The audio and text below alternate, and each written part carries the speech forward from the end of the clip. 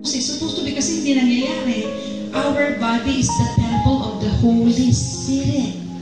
The third person of the Trinity. Saan siya mamamahay? Saan ang residence niya? In your body, in your heart.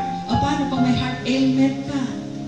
Yung heart mo puno-puno ng ang daming inis, galit, unforgiving spirit. O di pa paano mananahan? Naalala ko ang bahay natin, literal.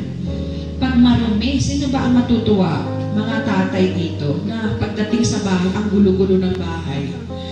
Pastor nga, aking husband, Pastor Diyos ako, magpapasya sa parsonage dito. Ay, nagkataong hindi ako nakalinis. Bakit hindi malinis ito? Di ba? Parang, you do not want to live in a house na marumi, di ba? O, kahit sa office niyo, kahit dito, gusto niyo ba? Ito, pakalat lahat ng basura nandito. Ayaw natin. O, ganun din ang Holy Spirit. Paano pag hindi natin inayos? Even ang physical na katawan ito. Kasi anong physical na katawan ito, bakit kakailanganin ng Lord? Yung kamay natin, extension of God's hands. Look at me.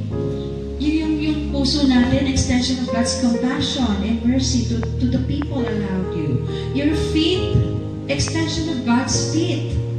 So, parang kabuuan natin mula ulo hanggang paa, nawa ay maging kagamit-gamit sa purpose ni God. Kung walang help, walang magtatrabaho